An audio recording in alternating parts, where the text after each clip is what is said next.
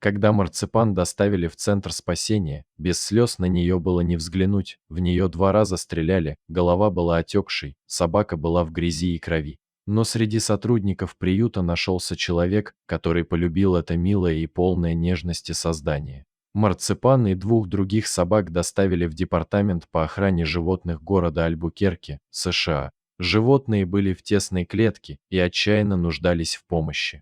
Сотрудники департамента выяснили, что в 2 собак стреляли, а одна была отравлена. Сначала бедняк собирались усыпить, но решили сделать все возможное для их выздоровления. Ее голова отекла, она была вся в крови и грязи. Адам Хэви, один из сотрудников, которому поручили 3 собак, был шокирован их состоянием. За всю практику парень не встречался с подобным. Особенную связь он сразу почувствовал с марципан.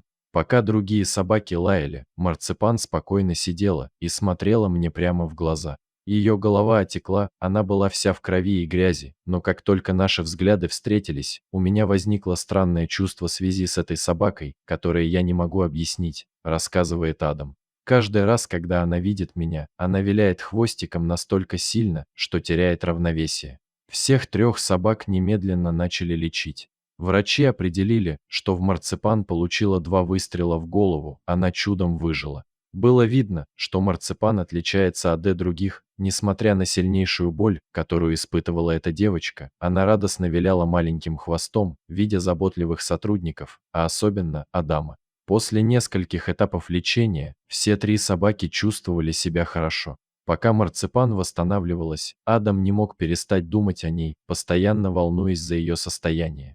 Он часто заходил к ней, чтобы проведать, и даже в свои выходные приходил проверить собачку. Когда марципан выздоровела, она была готова отправиться на передержку. Естественно, Адам проявил инициативу, я взял собаку к себе. Со временем парень понял, что не представляет своей жизни без марципан, настолько он полюбил это милое создание. Вскоре Адам стал самым любящим и заботливым хозяином марципан. Эта собака прошла через многое, и хотя она потеряла слух и зрение на левой стороне, это не мешает ей оставаться жизнерадостной и полной энергии. Марципан любит бегать и играть со своей новой семьей и собачьим братом. Она любит воровать носки и гоняться за теннисными мячами, и кажется, так счастлива наконец обрести любящий дом. В ту самую секунду, когда я встретился взглядом с марципан, когда она сидела в клетке, каждая печальная история, каждая ужасная ситуация и каждый несчастный случай, который я пережил, работая в Центре спасения животных, всплыли в моей памяти.